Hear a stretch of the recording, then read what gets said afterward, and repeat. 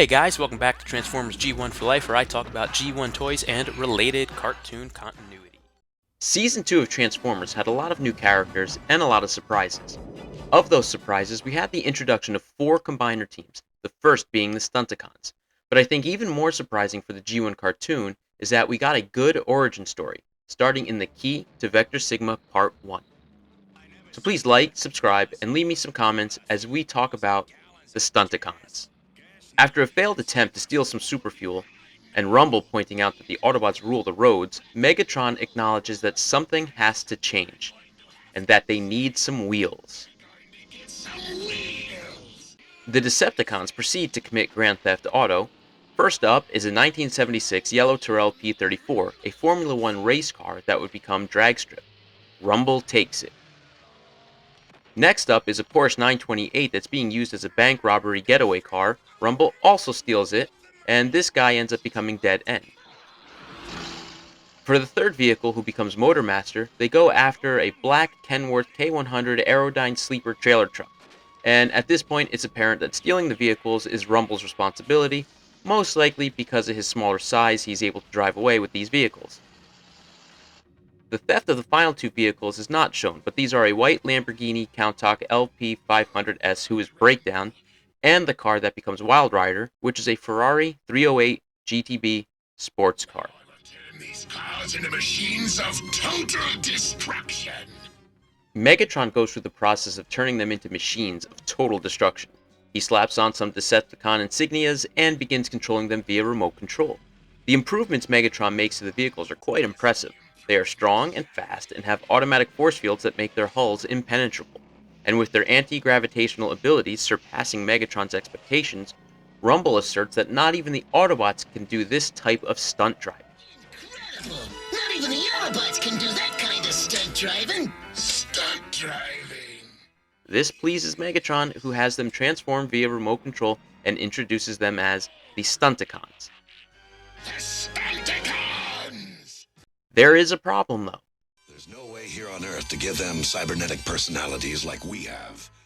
To rule the roads, the Stunticons need independently functioning personalities, with only one place in the entire galaxy to receive them. So Megatron and company use a space bridge and head to Cybertron. Here we learn that Megatron is in search of Vector Sigma, the mega computer deep in the core of Cybertron that gave them all life. Shockwave has located it, but Megatron needs the key to activate Vector Sigma, which leads them on a search for Alpha Trion, who has the key. Alpha Trion is quickly overwhelmed by Ravage and the key is located. Once they cleared away some debris, it was basically hanging on the wall. Megatron uses the key to control guard droids and turn them against the Autobots, giving Megatron the time that he needs. Megatron puts the key into Vector Sigma, which turns it on, and Vector Sigma declares that before Cybertron was, he was. Megatron asks that his new vehicles be filled with personalities that have hatred for the Autobots. Vector Sigma complies, and the Stunticons are born. The Stunticons declare who they are to Megatron, and they all pledge their allegiance. I am Motormaster! I swear loyalty to you! I am Dead End. I guess I'll have to do what you say. I'm Breakdown. I'll obey too. I am Dragstrip. I live to obey. I'm Wildrider, and I want to bust something up. They head back to Earth and get to test out their stuff trying to steal the new superfuel, and they get mistaken for Autobots despite having Decepticon emblems. Nobody's driving those cars. That can only mean one thing. They must be the Autobots.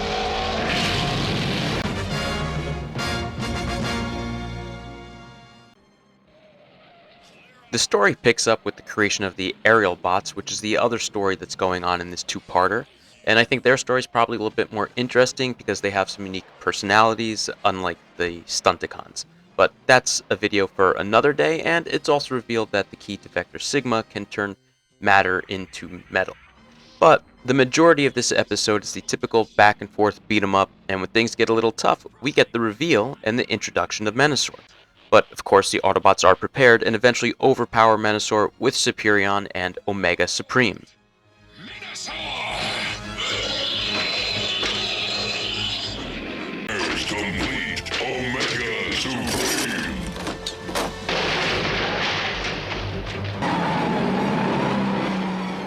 Now let's take a look at the figures. I bought these as a set on eBay without any accessories. I figured I could get the accessories another time. How hard could that be? However, that turned out to be a mistake because it's probably cheaper just to buy a gift set that includes everything than it is to try and buy the accessories separately at this point. But oh well. Now, being combiners, they are pretty generic other than the leader Motormaster, who can connect not only to Trypticon but also Metroplex, so keep watching for that. Dragstrip is also unique because he's a Formula 1 race car, so his design isn't as generic as the other cars in this set. So this is Breakdown, and according to his tech spec, he is self-conscious and doesn't like traffic and would prefer to be human, and he is prone to breaking down.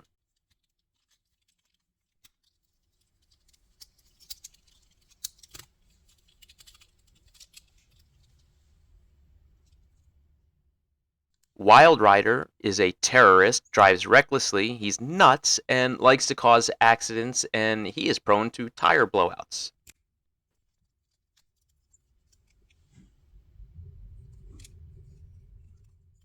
Dead End is sullen and fatalistic and sees no reason to continue the fight in the war, and motivating him is a problem.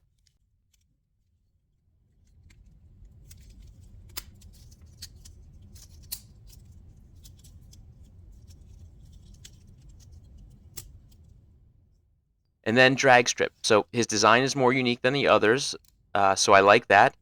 His tech spec says he is nasty, loves to gloat, and is underhanded.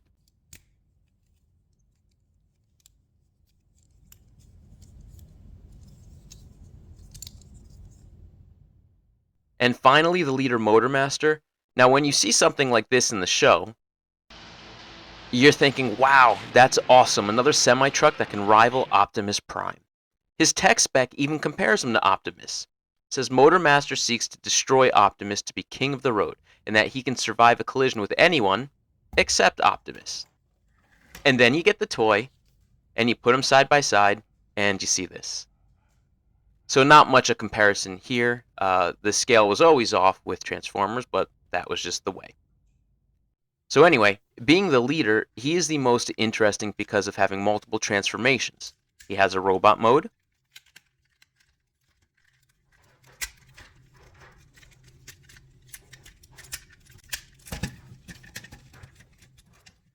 then his combiner mode,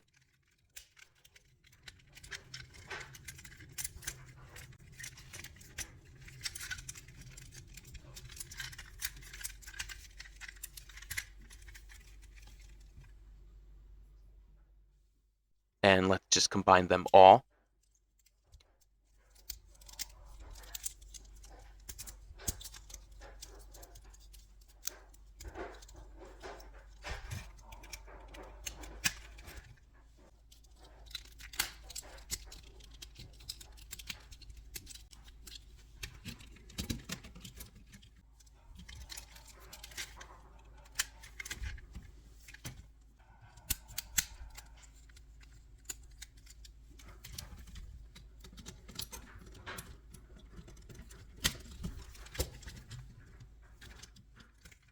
Now this is what Menasor looks like without feet, hands, face, or the chest plates. And hopefully I will get those parts one day. Now the more interesting thing with Motormaster is that he can connect to Trypticon and also to Metroplex. So before we get into that, please like, subscribe, and leave me a comment. Now, to start the process of connecting him to Trypticon or Metroplex, we first have to transform him into his alternative mode, which is listed as a ramp in the instructions.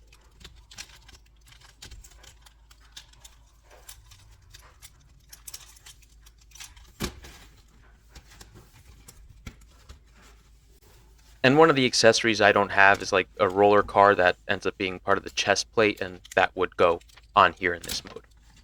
Now, to connect him to Trypticon, Trypticon has some adapter pieces, so there's this connector here, and then on Motormaster you have a little hook that goes into this part right here on that connector, and then the peg on the connector here goes onto the underside of one of the legs or sides of Trypticon, and then you have that connected. On the other side of Trypticon, on the other leg, you could do the same thing with Onslaught, one of the Combaticons. So that is how he connects to extend Trypticon. Now, connecting him to Trypticon was actually in the Trypticon instructions, so if you had Trypticon, you knew that you could do this. With Metroplex, there was nothing in the instructions about the combiner leaders connecting to him. It was just something that I guess was planned for, but then not included in the instructions. So to connect Motormaster to Metroplex, basically you find a spot on Metroplex where there is like an open slot, and that same hook on Motormaster that we connected to Trypticon, we just slide it over a spot on Metroplex to connect there. All 4 combiner leaders that were introduced in Season 2 can actually connect to Metroplex. So we're talking about Motormaster that we have here, Hotspot from the Protectobots, and I showed that in a previous video. Silverbolt can also connect from the Aerialbots, and Onslaught from the Combaticons can connect to Metroplex. So you can extend him with all 4 of those, but here we're just looking at Motormaster. The Stunticons would go on to appear in a handful of Season 2 and Season 3 episodes with varying degrees. In Masquerade, which was the episode that immediately followed the Key to Vector Sigma Part 2, they were ordered to retrieve items from Megatron, so they had a big role in this episode.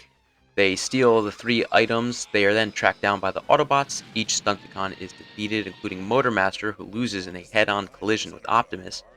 The Stunticons are captured, and then the Autobots disguise themselves as the Stunticons to sabotage Megatron's plans. Meanwhile, the real Stunticons escape, form Menasor, leave the Ark to confront the imposters.